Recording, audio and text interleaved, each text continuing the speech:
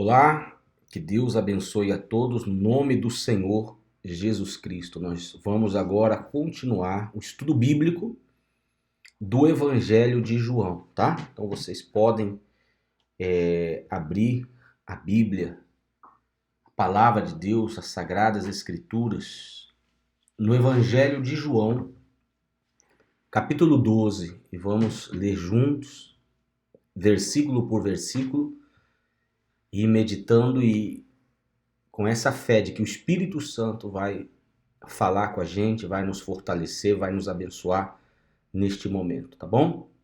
Mas antes vamos fazer uma oração.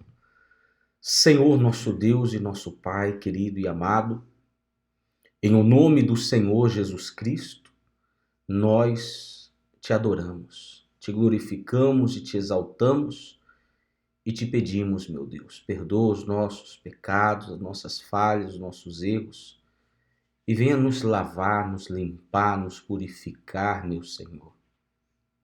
Venha tirar da nossa vida aquilo que não é teu, aquilo que não provém de ti. Venha nos moldar, venha nos limpar com teu sangue e que a tua graça, meu Pai, venha nos encher, a tua misericórdia, o teu poder.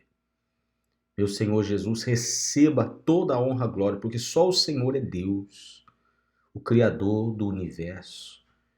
Pai querido e amado, venha nos renovar, venha nos fortalecer, venha nos encher da tua presença, de paz, de alegria, de gozo, de força nesse momento, meu Pai. Fala conosco, Espírito Santo.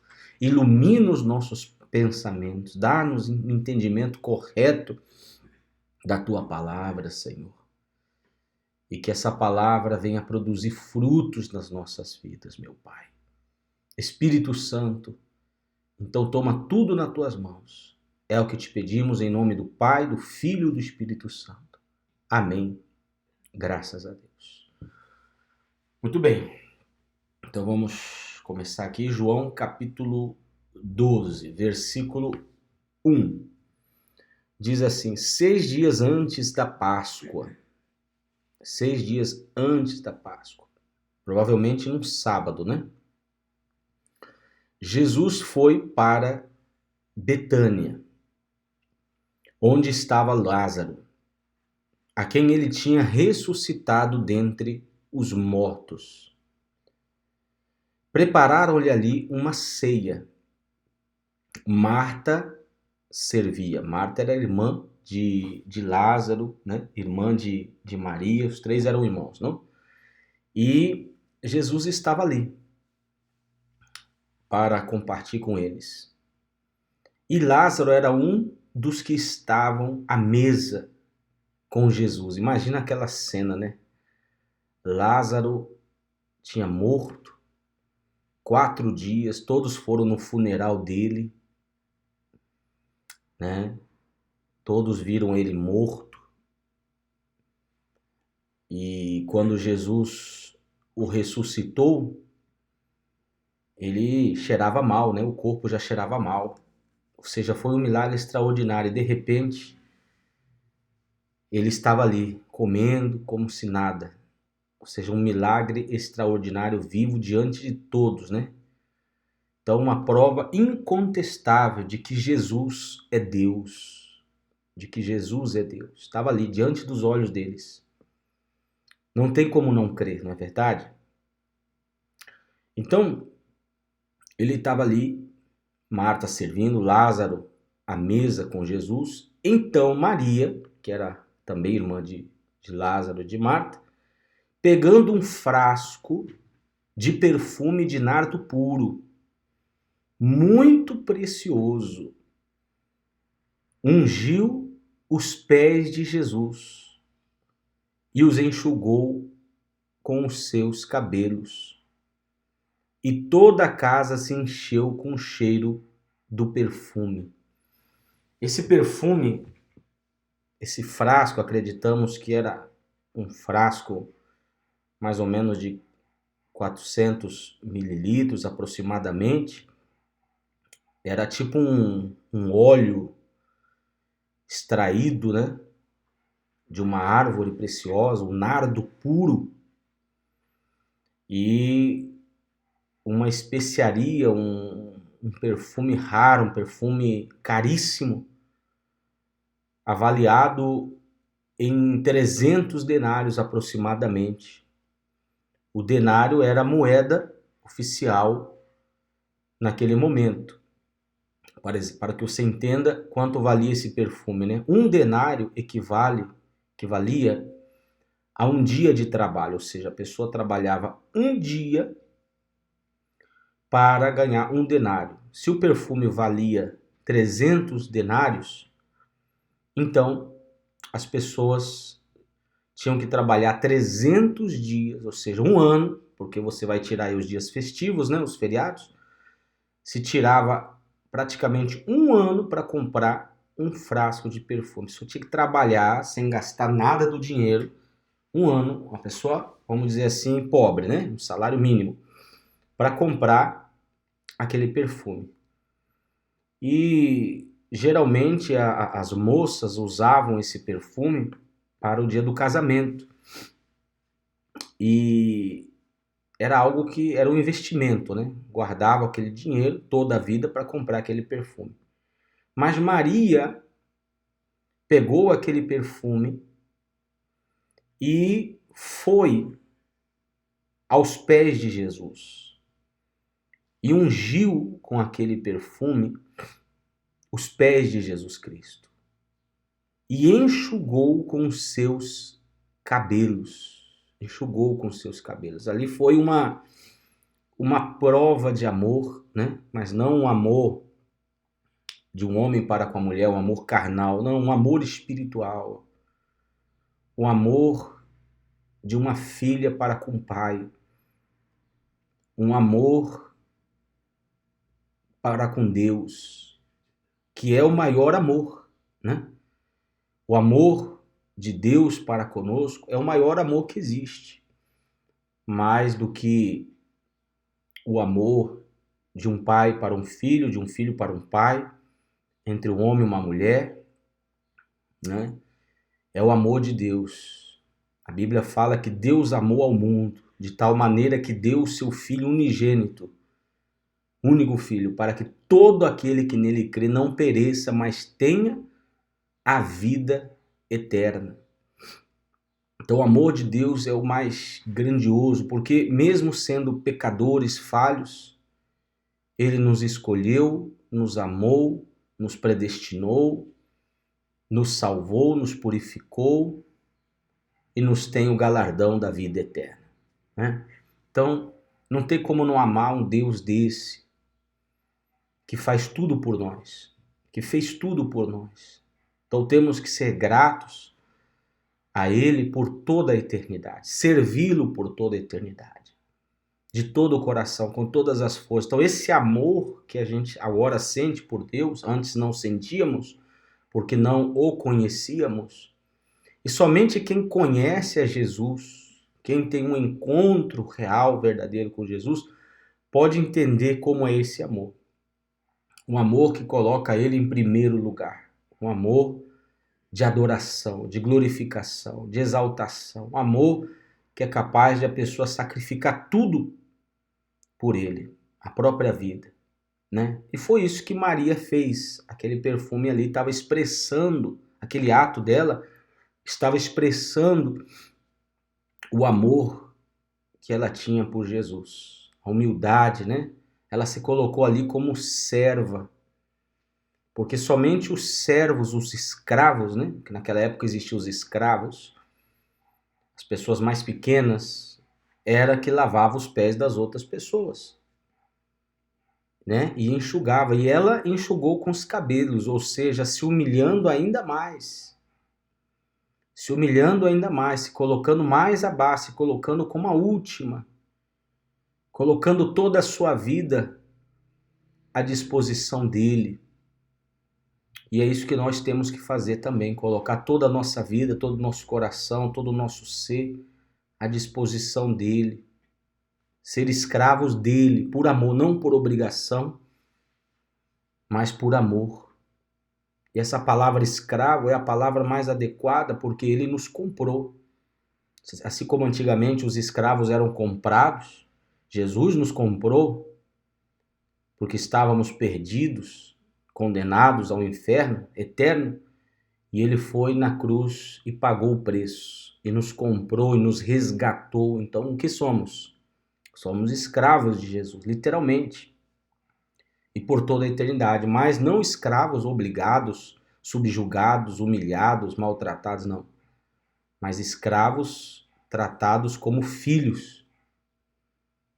Como filhos. E é por isso que Maria se colocou nessa posição.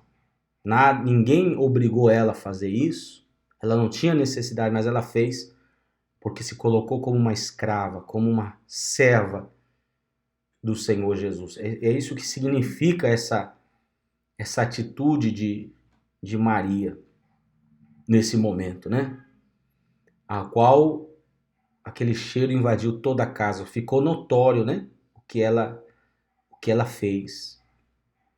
Todos viram o que ela fez. E aí diz assim: e toda a casa se encheu com o cheiro do perfume. Mas Judas Iscariotes, um dos seus discípulos, aquele que estava para trair Jesus, disse: por que este perfume não foi vendido por 300 denários? E o valor não foi dado aos pobres? Ele disse isso não porque se preocupava com os pobres, mas porque era ladrão e, tendo a bolsa do dinheiro, tirava o que era colocado nela. Quer dizer, Judas, diante daquela atitude de Maria tão linda, tão louvável, ele a criticou, como dizendo: por que ela fez esse desperdício? Olha só. Então, para Judas, servir a Jesus, amar a Jesus, dar a vida para Jesus era um desperdício. E é assim que pensam a maioria das pessoas, que buscar a Deus, que servir a Deus, que obedecer a Deus é um desperdício. Mas não é um desperdício, porque é para Deus. E isso será para toda a eternidade, porque olha o que Jesus disse aqui. Olha o que Jesus disse aqui para Judas, né? Judas, na verdade, ele não estava preocupado com os pobres, ele estava preocupado com o dinheiro, porque ele pensou: esse dinheiro pode vir parar nas minhas mãos, né? Porque era ele o tesoureiro, era ele que administrava o dinheiro dos discípulos. O dinheiro que era para eles comer, os discípulos comer, viver, ou separar o mantimento deles, ficava ao cuidado de Judas, e ele roubava. Então ele estava preocupado não com os pobres, mas com aquele dinheiro. Então, você vê aqui o que Jesus respondeu para Judas, no versículo 7. Deixa que ela guarde isto para o dia do meu sepultamento. Ou seja, isso foi um ato profético, porque Maria, sem saber, foi usada pelo Espírito Santo para ungir a Jesus com perfume. Porque naquela época, quando a pessoa morria, era embalsamada, era colocada com muito perfume, né? Para disfarçar um pouco o cheiro. Era um ritual que eles faziam para sepultar as pessoas. Então, sem ela saber, ela já estava fazendo isso. Mas Jesus já sabia para que era aquele perfume, né? Já estava perfumando o corpo de Jesus. Por isso ele disse aqui que ela guarde isso para o dia do meu sepultamento. Porque os pobres estão sempre com vocês, mas a mim vocês nem sempre terão. Então, pobre sempre houve, sempre haverá, sempre temos que, quando temos a possibilidade, ajudar. Mas aquilo não foi um desperdício, foi a melhor inversão, né? Então, quando colocamos o nosso melhor para Deus, então isso agrada a Deus. Então Jesus não repreendeu a Maria Ao contrário, Jesus honrou a Maria. E Maria está sendo honrada até o dia de hoje pela atitude, né? Pela atitude dela. Está sendo lembrada até hoje pela atitude dela. Então isso vê que Deus não se esquece daquilo que nós fazemos para Ele, de todo o coração e com todas as nossas forças, né? Com toda a nossa fé. Versículo 9. Uma numerosa multidão dos judeus ficou sabendo que Jesus estava em Betânia. Muita gente foi para lá, né? Eles foram até lá não só por causa dele, mas também para ver Lázaro, a quem ele tinha ressuscitado dentre os mortos. Mas os principais sacerdotes resolveram matar também a Lázaro, porque muitos dos judeus, por causa dele, voltavam crendo em Jesus. Então aqui duas coisas, né? Primeiro, as pessoas iam ver Jesus, algumas, outras iam ver Lázaro, né? Então, existe dois tipos de pessoas, aquelas que vão buscar a Jesus, a Deus, que é o mais importante, que é o principal, e aquelas que vão buscar o milagre. Aquelas que vão buscar o milagre e não a Jesus, provavelmente, depois de receber o milagre ou não receber o milagre, vão abandonar Jesus, não vão seguir a Jesus. Porque o verdadeiro seguidor de Jesus não vai em busca de um milagre. A pessoa que só vai a Deus quando tem problemas, a pessoa que só vai a Deus quando quer conquistar algo, isso aí é o falso cristão. Porque o verdadeiro cristão, ele busca a Deus sempre, sempre. Se tem problema ou não tem problema, ele vai orar, ele vai buscar, ele vai ter o seu relacionamento com Deus, né? Ele vai ter a sua comunhão com Deus, porque ele ama Jesus, ele quer estar perto de Jesus, ele quer se alimentar da palavra de Deus. Por isso é importante cada um avaliar a sua fé. Se realmente você crê, ou você quer Jesus, ou você quer somente os benefícios, os milagres, né, que Jesus tem para oferecer. Então Jesus não é somente um abençoador, Jesus é Deus. E Deus é digno de honra, de glória, de louvor, de majestade. Nós não devemos se aproximar de Deus só para pedir, mas também para agradecer, para adorar, para exaltar, para obedecer, para meditar na sua palavra, para saber qual é a sua vontade. Então muitas pessoas iam ali para ver Jesus e para ver Lázaro, que havia ressuscitado. Os principais sacerdotes, aqueles que já tinham raiva de Jesus, ódio de Jesus, inveja de Jesus, já estavam pensando em matar a Lázaro. Já queriam matar a Jesus. Já teriam certo de querer matar Jesus. E agora queriam matar Lázaro porque as pessoas estavam buscando a Jesus por causa desse milagre. Então Lázaro era a prova viva, né? Então se matassem a Lázaro, acabava aquele chamativo para Jesus. Então você vê que eram pessoas realmente hipócritas, ruins, capazes de tudo pelo poder, pelo dinheiro, pela posição. E infelizmente há pessoas assim também, não é verdade? Que pessoas que se dizem ser de Deus, mas são capazes das piores coisas para receber algum benefício. Porque muitos dos judeus, por causa dele, voltavam crendo em Jesus. Versículo 12. No dia seguinte, a numerosa multidão que tinha vindo à festa, né? Tinha vindo à festa, tendo ouvido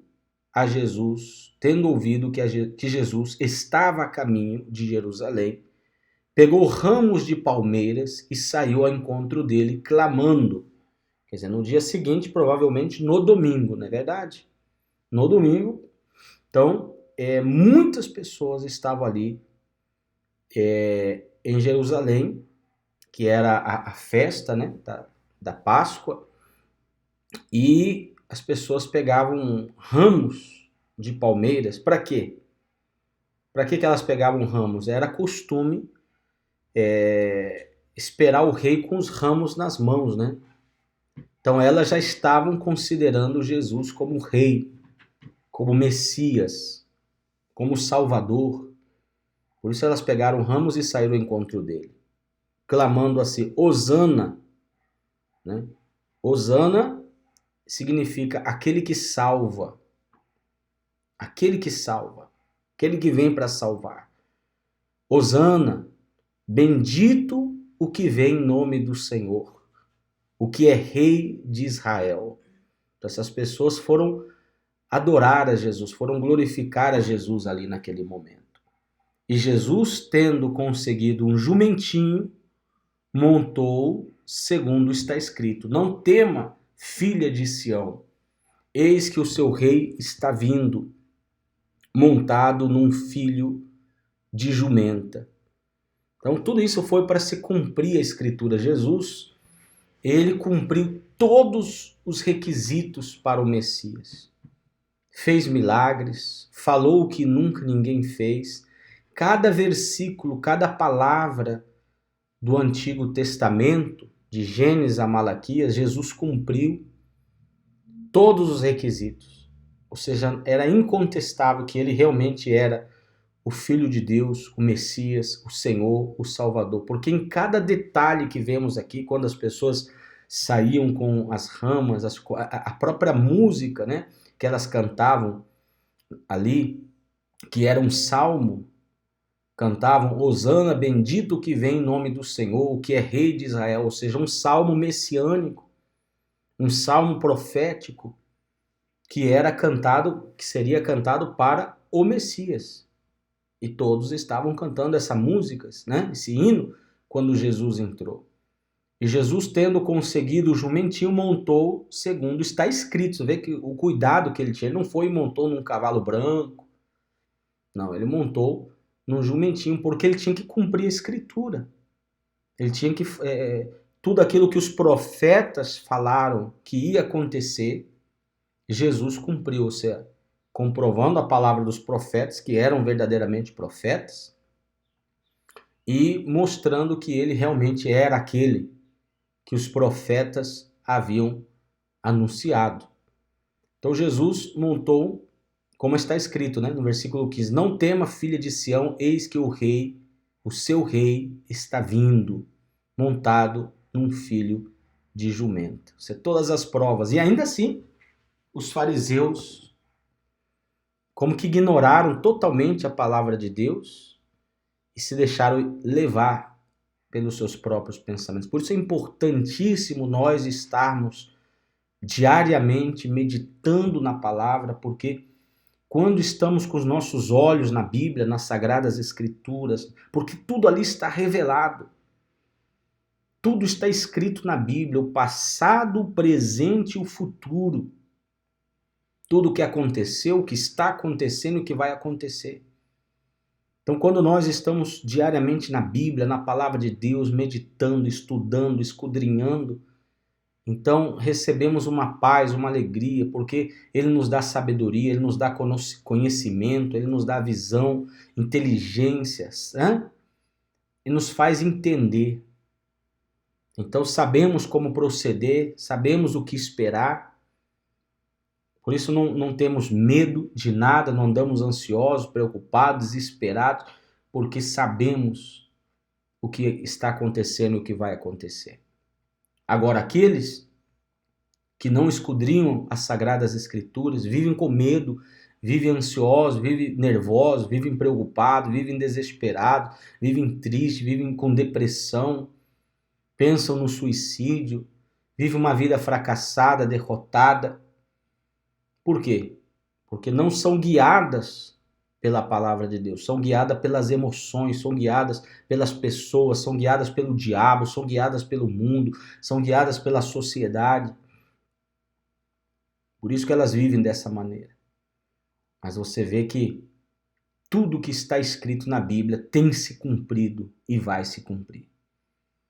Então, se você quer saber o futuro, você não precisa ir num macumbeiro, você não precisa ir a um profeta falso que vai te revelar. Isso é tudo mentira.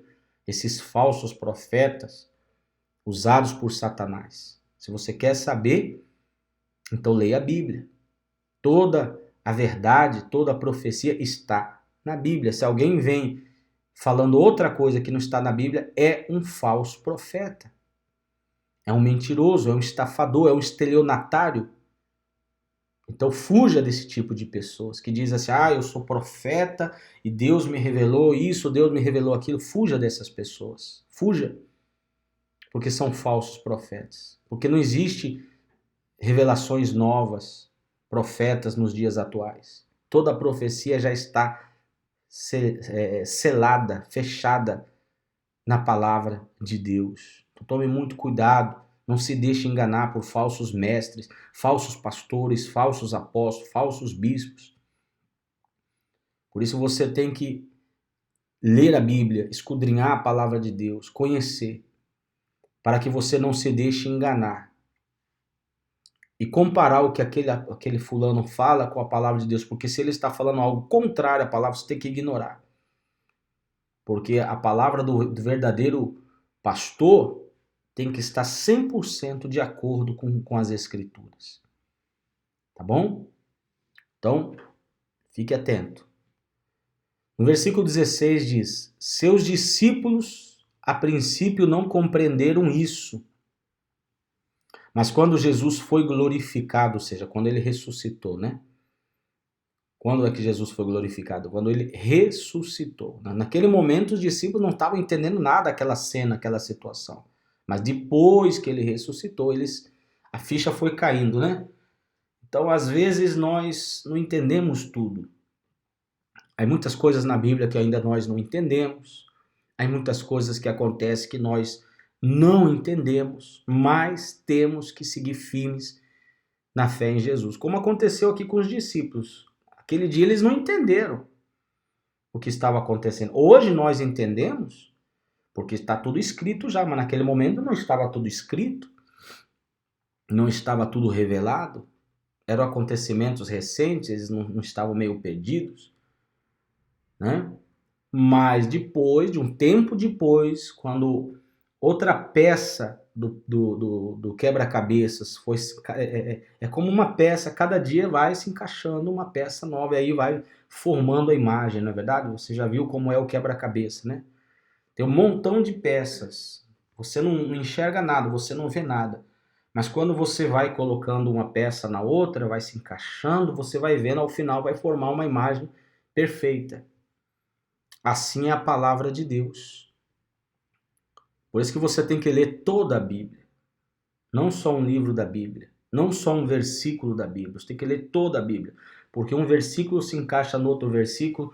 O livro de Daniel se encaixa com Apocalipse. Apocalipse se encaixa com Daniel. E você vai lendo tudo, o contexto geral, e o quebra-cabeças vai se formando, e ao final vem a imagem completa. E Deus vai mostrando pouco a pouco, Deus vai iluminando conforme nós vamos orando, buscando, lendo a Bíblia, vamos entendendo cada vez mais. Quanto mais você quer saber de Deus, mais você tem que meditar na palavra para ir encaixando essas peças que estão faltando. Cada dia é uma peça nova para se encaixar. Quando Jesus ressuscitou, eles entenderam então por que aquela cerimônia do jumentinho, por que aquela cerimônia das palmeiras, por que aquele cântico, aquele salmo, né? Eles foram entendendo. Quando Jesus foi glorificado, então, eles se lembraram de que essas coisas estavam escritas a respeito dele e também de que tinham feito isso com ele.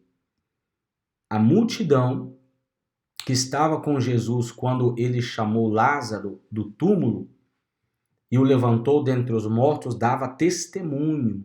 As pessoas estavam ali falando, né? Naquele tempo não existia o jornal, não existia a internet, não existia a televisão, o rádio, então era boca a boca. Então acredito que Jerusalém virou um formigueiro, foi uma coisa extraordinária. Um falando para o outro, isso aqui é Jesus, aquele ali é Lázaro, Lázaro estava morto, Jesus ressuscitou, esse é o Messias, ou seja, um tumulto. Imagino que aqueles fariseus, aqueles hipócritas, cada vez odiavam mais, tinham mais raiva de Jesus. E sempre é assim, né? Tem dois tipos de pessoas. Tem as pessoas que amam a Jesus de todo o coração, como Maria, que são capazes de pegar um perfume, o seu mais precioso, e derramar aos pés de Jesus, de ser escravo de Jesus, de estar aos pés de Jesus, de enxugar os pés de Jesus com o cabelo. Esses são os que amam a Jesus. E tem o segundo tipo de pessoas, que são as pessoas que têm ódio de Jesus, raiva da palavra de Deus, raiva do evangelho. Você já percebeu isso? Que tem pessoas que elas amam a Deus, amam a palavra de Deus, amam ler a Bíblia, creem na palavra de Deus. E tem aquele outro tipo de pessoa que tem ódio de Deus, que tem ódio da palavra de Deus, que questiona a veracidade da palavra de Deus, que não, que essa palavra foi escrita por homem, Você que quer viver no mundo, que quer viver no pecado. Então, esses são os fariseus. Esses dois tipos de pessoas sempre existiram.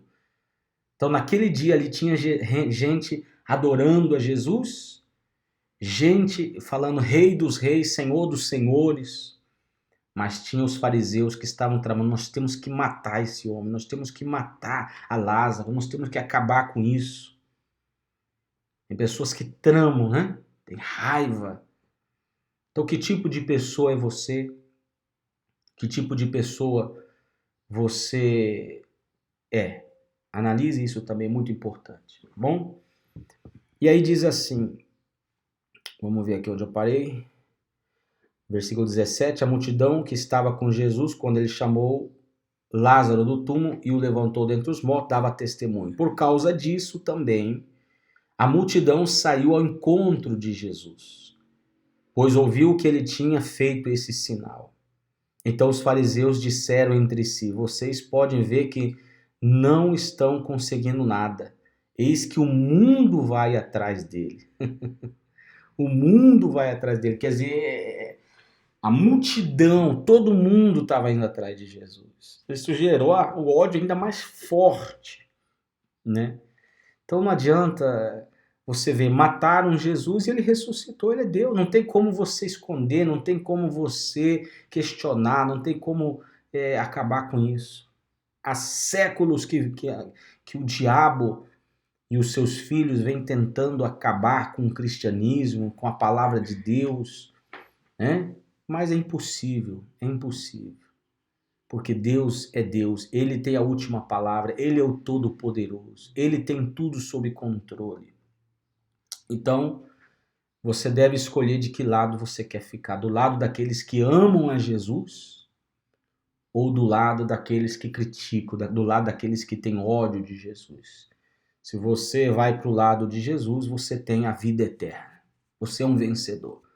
Por mais que você sofra um tempo, mas o seu futuro é a vida eterna. Agora, se você tem ódio, raiva, contrário à palavra de Deus, se você não se arrepender, se você não se converter, se você não se entregar a Ele, pode ter certeza que o seu futuro é o inferno, é o lago de fogo e enxofre, é a morte eterna. Cada um deve analisar o que quer para a sua eternidade. Tá bom? Então tá aí. Fizeram o que fizeram e Jesus segue sendo Deus e seguirá sendo Deus por toda a eternidade. Muito bem, amigos.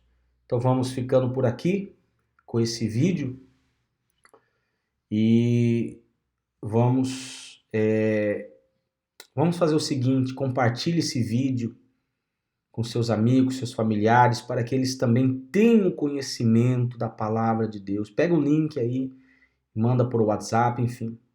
Põe no Facebook se você quiser. Se inscreve lá no canal, lá está o estudo completo do Evangelho de João. Estamos estudando versículo por versículo, meditando nas Sagradas Escrituras, que é o melhor que nós podemos fazer com a nossa vida. Nos encher da palavra.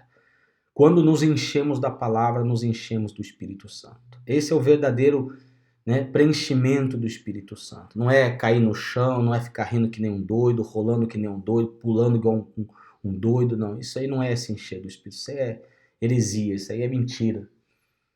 Se encher do Espírito Santo não é derramar uma lágrima, se encher do Espírito Santo não é chorar, não. Se encher do Espírito Santo é se encher da palavra. Porque isso ninguém vai poder tirar de você, não é verdade? A emoção acaba, mas a palavra de Deus permanece eternamente. Passará o céu e a terra, mas as minhas palavras não passarão. É o que está escrito. tá bom? Então, que Deus abençoe, um forte abraço e pronto, vamos estar colocando a sequência, um novo vídeo, um novo estudo bíblico. Até o próximo.